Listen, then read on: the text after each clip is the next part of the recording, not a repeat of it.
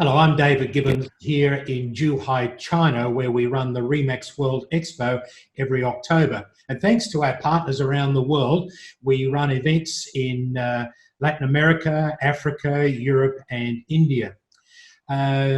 First of all, let's have a quick chat with Gustavo Molinatti, who's our partner in Latin America.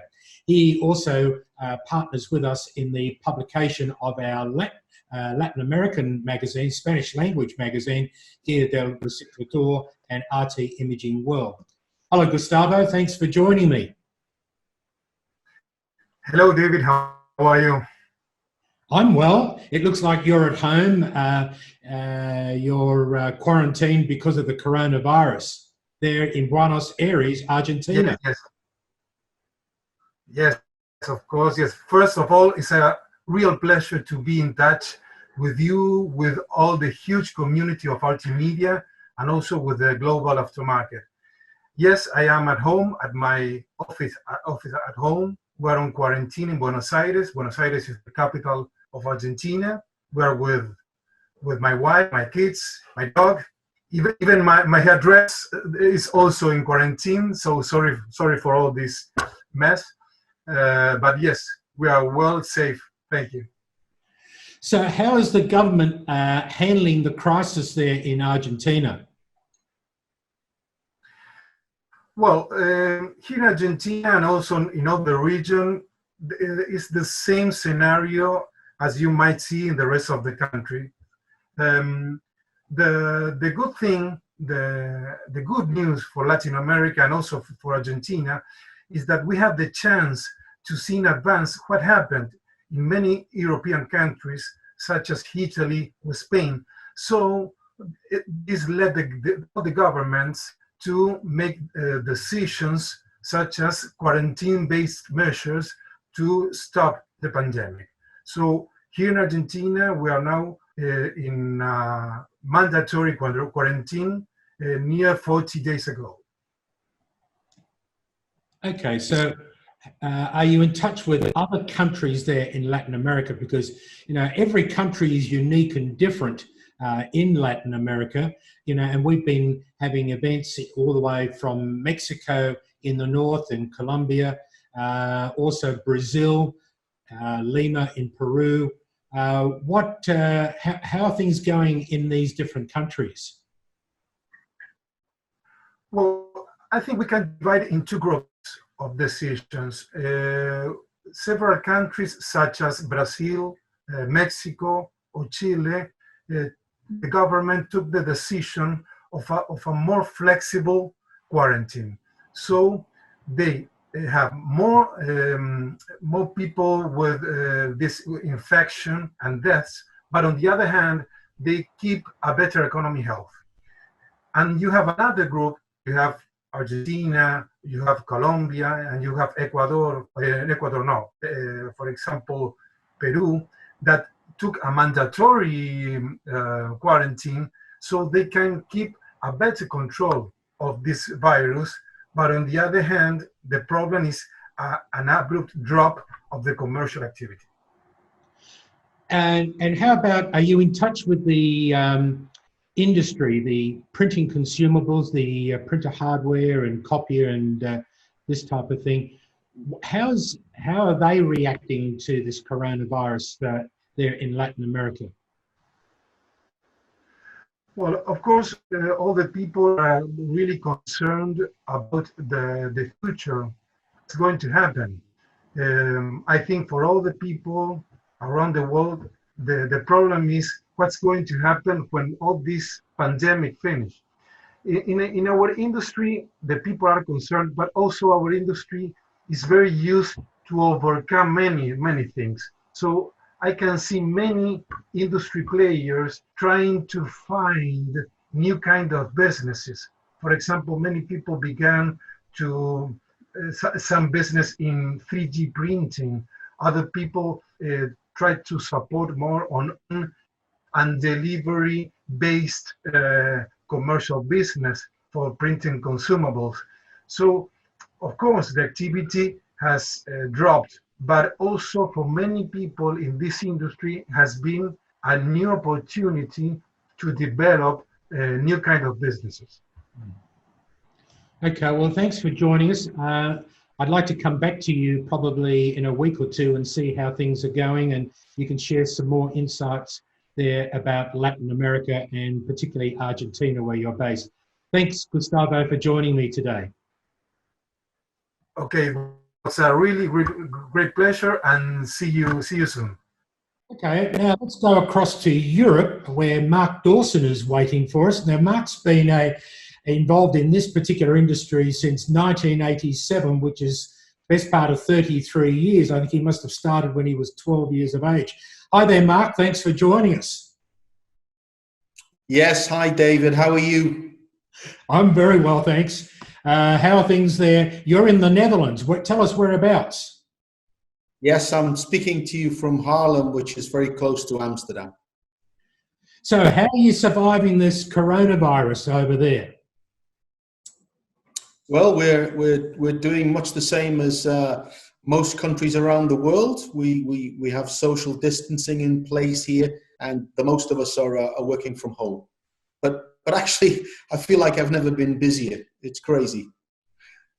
So what are you actually doing then? How come you're so busy? I mean, what sort of activities do you find yourself doing? Well, we've switched our, what I thought was going to happen was that we would be a little less busy and that we would be able to spend time on more strategic things and do some planning on the basis that when things blow over, we'd be in a good position to start our normal core business. But it's turned out differently.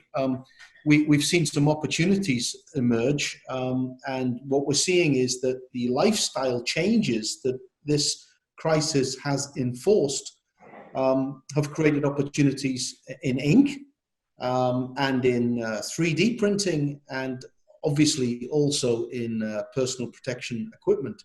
So we've been busy doing what we can to take advantage of those three opportunities, and that's kept us very busy so far.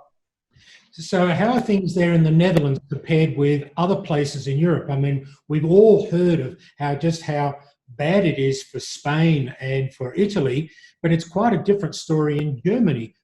But how about other places? How's it going generally all around? Yeah, I mean, clearly Italy and Spain have been very badly affected. The reason that Germany seems to have managed to control this thing better would appear to be related to their stronger, better health system, and also the fact that they very early on started testing people. So they were able to isolate people very early. They did testing in to a far greater extent, I think, than any other European country. But, you know, they have very strict measures in place as well.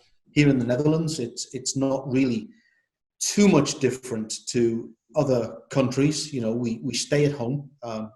Deep in the Dutch culture, there's the concept that everybody needs to be responsible for their own actions. So a large part of it is left up to the individual, and the government, you know, gives guidance. But I have to say, on the whole, everybody is very respectful, and the roads are quiet, the streets are quiet, and people are staying at home. So what's happening in the printing consumables industry? What are you seeing, and what trends are taking place there? Yeah, very much as I was saying earlier, in terms of our own business being a microcosm of the general situation, what we're seeing is, you know, the toner business has been impacted dramatically, I would say. It's not rocket science. You know, people are not in their corporate offices, and they're not printing using the same devices that they would normally print with. You know, most of the people are at home. Many of them are working, but some of them are not working because a lot of the government schemes that support businesses that are hurting allow them to furlough their staff. And if those staff are then working from home, they can't be furloughed. So generally speaking, you know, traditional toner volumes are down. The other side of that coin is that people are they've changed their lifestyles. They're working from home and they're doing other things. So B2C ink, people are pulling the inkjet printer out of the attic, out of the cupboard, out of the spare room, dusting it down, finding that the ink cartridges all dried up, and ordering new ink cartridges. So that's one very definite, I don't want to say positive trend, because we're in this crisis, but it's an opportunity for the players in our industry to take advantage and to make up for some of the volumes that they're losing in toner. The second thing that's happening is that people are using their 3D printers at home, and we're seeing a massive uptick in consumption of filaments, which is also for us quite handy because it's a business we know well and it's a business we're in. I would say generally, David, that those companies that are, channel resellers with strong online presences are able to better take advantage, because much more volume than before is going through the internet. So anybody that has a strong e-commerce platform is in a good place right now, I would say. Well, thanks for joining me, Mark. We might do this on a regular basis, once a month or something, and whip around and see what each of our partners are doing. Thank you very much for being an RT partner there in Europe, and we'll talk again soon. You're welcome, David. Thank you. Stay well, stay safe. Speak soon. All the best. So let's now go down to Africa, where Stuart Lacey, our RT partner in South Africa, is based. Stuart's been involved in this industry for the best part of 30 years.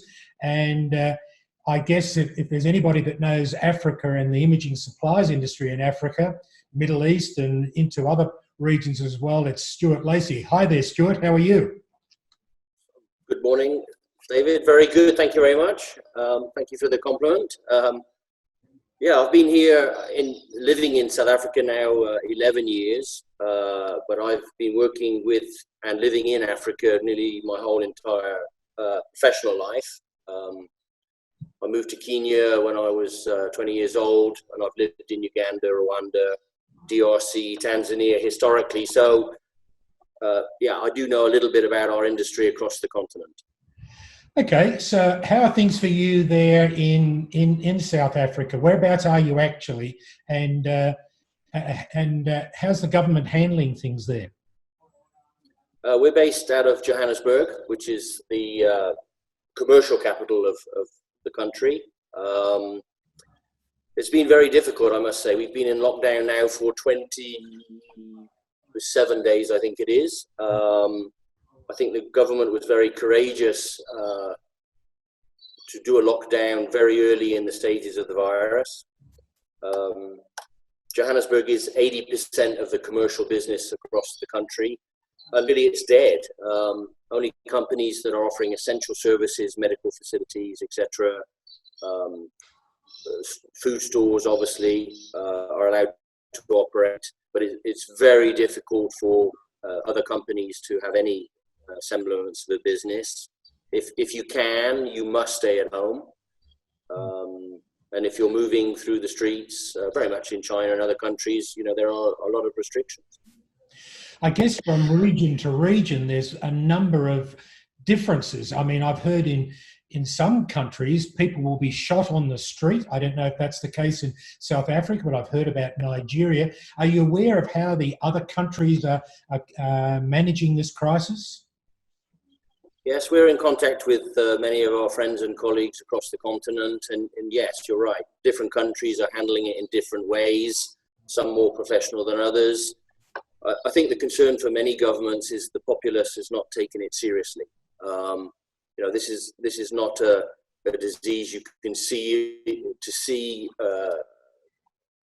openly. It's a silent, creeping pandemic per se. So a lot of people haven't taken it serious, and a lot of the countries have brought in the military actually to try and contain movement of people. And yes, unfortunately, yes, people have been shot dead. Here, there was a time when there were more people that had been killed by the security forces than had actually died from the coronavirus. Oh, really? Today we're at 75. Well, as of yesterday, 75 deaths. Nigeria had quite a few incidences, and so has Kenya. But when you know Africa, and sometimes you need a heavier hand to get the message across.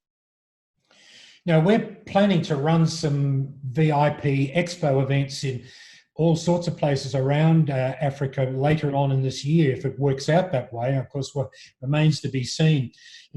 Ethiopia, Tunisia, and Nigeria. Are you aware of how the markets for our industry, imaging supplies, are going in some of these areas, as well as South Africa? It's been very tough, specifically for our industry, if we refer to the remanufacturing side. Certainly in South Africa, in the domestic market, not one single remanufacturer has been allowed to continue with their factories. If they had finished product on the shelves, and if they've got their essential services certificate, they are allowed to supply customers who also have the certificate. They certainly can't supply the general public. For the consumables business, it's been very difficult. For finished product, I'd say it's certainly been quieter, but we're seeing a sudden surge in demand from various places within domestic South Africa and cross-border, where people have held their breath as long as they could. They've used up the stocks that they had, and now there seems to be a mad rush now to resupply. And I think the issue maybe here is we may run out of supplies. And I'm not talking just about us, but I think some of the other major vendors, because no products have been allowed in for the last 6 weeks. Stuart, I'm interested to know if we do a video connection like this, once a month, if you could give us some market insights and updates from time to time. Are you available for that? I would be delighted. That would be a real pleasure, and to share some of the happenings here in the African market and the domestic South African market would be wonderful.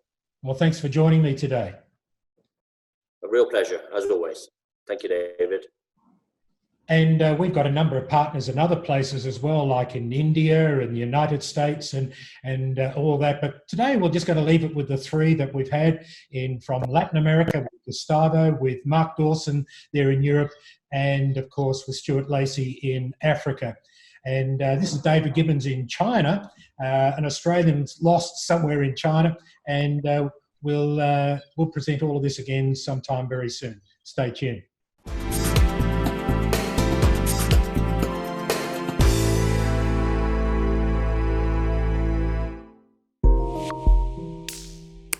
Thank you.